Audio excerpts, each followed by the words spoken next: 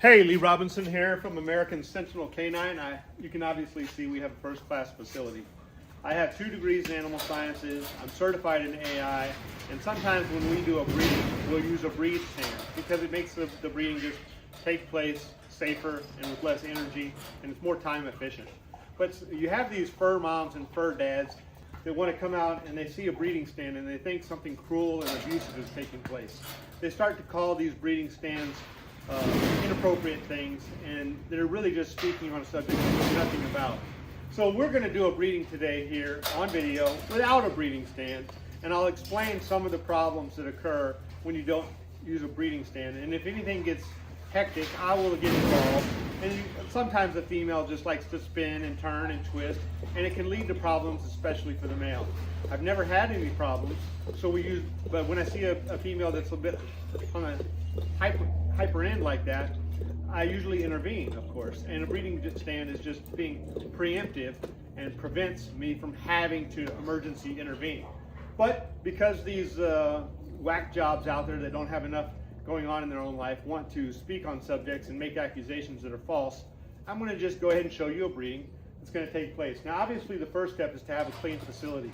Now you can see my kennels are dry in here for the most part. We have just 2 wet kennels, this one and this one.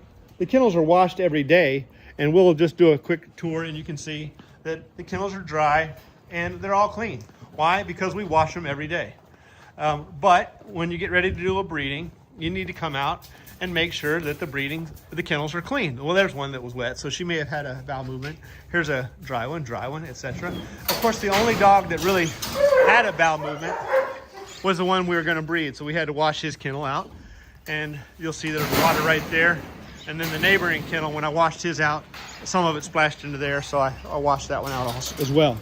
So let me set the camera up and make sure it's viewed where you can see how we deal with our dogs. They're not crazy and hectic like some people might want to accuse us that don't know what's going on. I have pit bulls, and there's certain types of people that just want to automatically jump to false conclusions. All right, so we're breeding Miss Bandit to Jackknife. She'll follow me as I walk down. She's not used to the camera, hush, so hopefully she doesn't knock my camera over checking it out.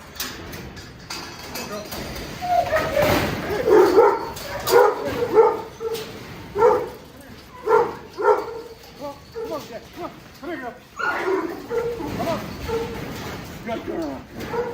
We'll just take her in here. I'm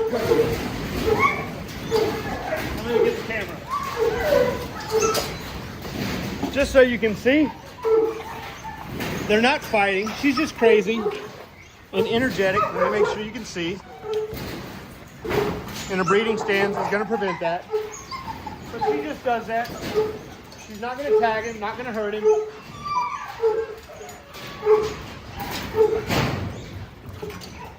Let's get the camera closer.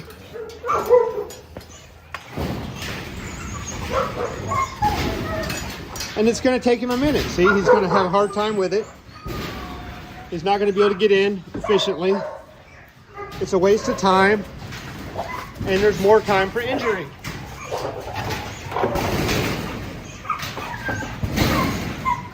Nobody's forcing anything, but he's just going to waste time. And so, yeah, he'll eventually get it, but it may take 20 minutes when he's tired. So why do that? Why not just go ahead and help him get involved in what the objective is and achieve success?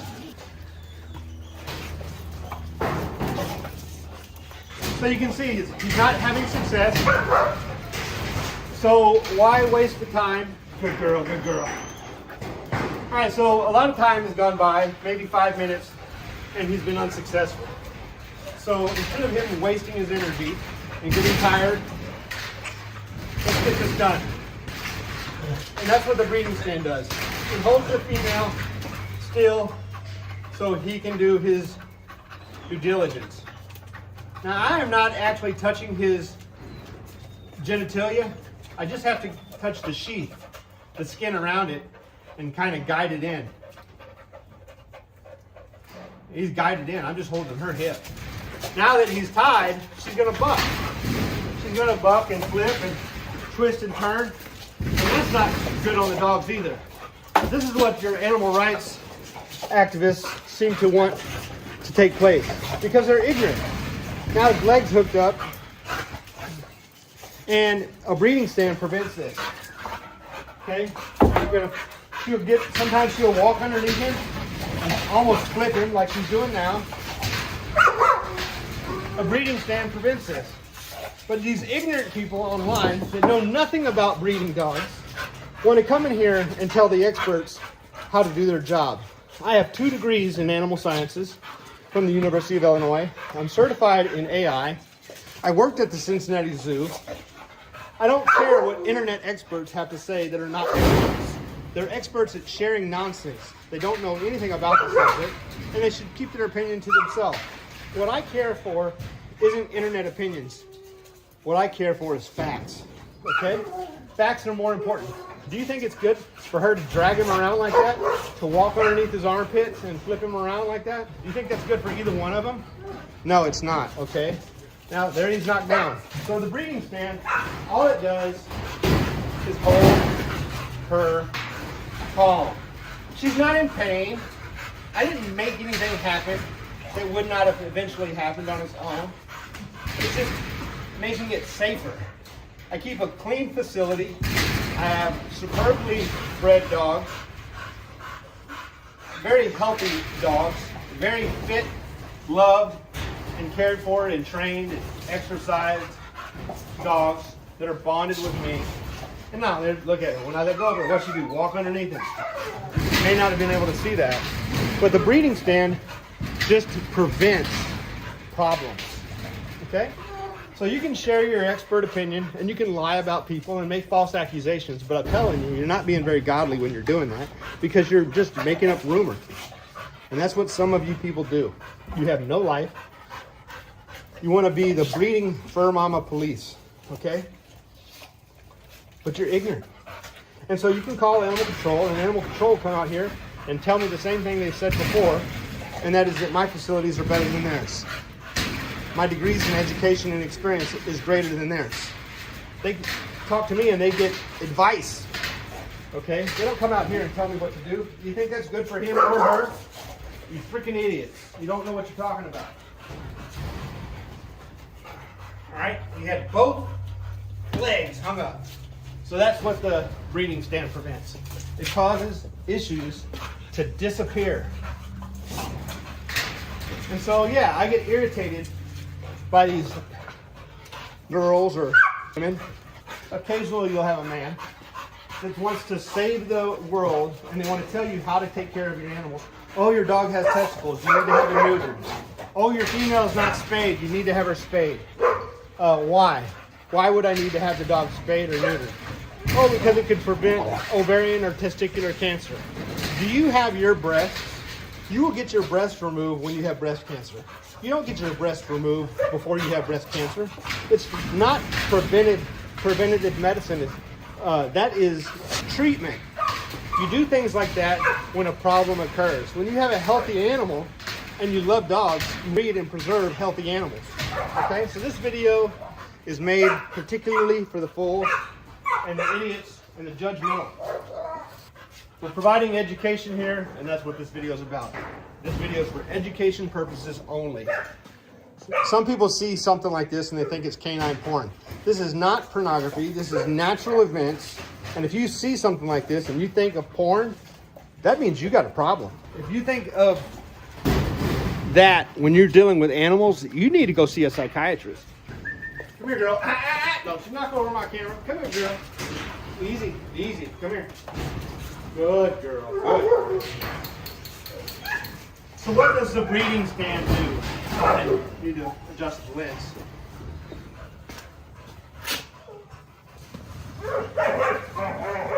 Come here, girl.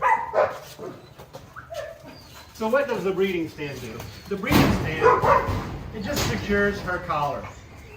All right. It also secures her abdomen, and it prevents her from bucking and causing problems for her or him. That's what it does. It doesn't make something happen that's not going to happen anyway. It just makes it more efficient, time efficient, safer. It's not some abusive tool. If you think it's an abusive tool, you're talking to the wrong people. Ranchers use equipment when they breed their cattle, when they breed their horses, when they breed buffalo, okay? Zoos use equipment when they breed endangered species. Ask me how I know. I used to work at the Cincinnati Zoo. They have an organization there called CREW, C-R-E-W, which stands for the Center of Conservation of Endangered Wildlife. I worked there back in the 1990s. Like I said, I've got 2 degrees in animal sciences, and I'm certified in artificial insemination. I've done embryo transfers before, surgical, and done this successfully. But you have the breeding police come on these social media platforms sharing strong opinions about stuff that they know nothing about, making false rumors about people they know nothing of, because they can hide behind the safety of the computer and try to destroy someone else's reputation, false rumors. And this is not how I make my livelihood. I'm a retired teacher. I taught biology and genetics for 25 years. Okay, this is my profession. Animal sciences, genetics, and biology is my profession. This is just an energetic dog, and they're easily excited. Look, she hasn't stopped wagging her tail one time. Does she look like she's upset? No, she's just excited. But excitement in an event like this can lead to an injury, and we don't want injury. We want safety. We want happy, safe, healthy animals. I saw one of these people that was telling me how to breed animals. They had French bulldogs. A dog that is prone with hip problems, prone of elbow dysplasia, prone with respiratory issues, prone with all kinds of other issues. And they're going to tell me how to breed my animals? Give me a break. Knock it off, girl. Knock it off. Knock it off. Quit. You calm down, girl. Calm down. Calm down. Okay, calm down. Easy, girl. I know you're happy. I know you're happy. Yeah. When I wash the kennels, we use Wissy Wash, which is it's kind of like a chlorine. It's not exactly chlorine. Stop. Stop.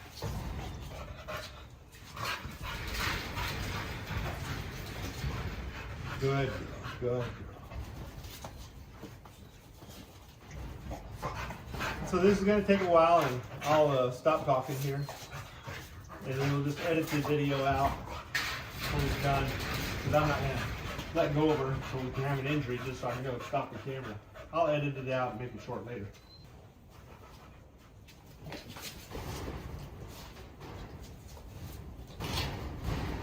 Stop going for your hand.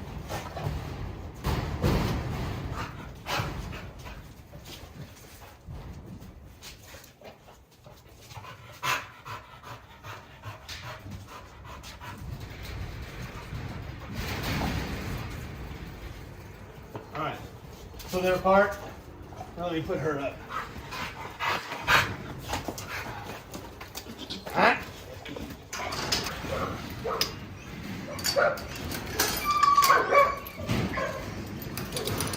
Alright, so there they are. That's him.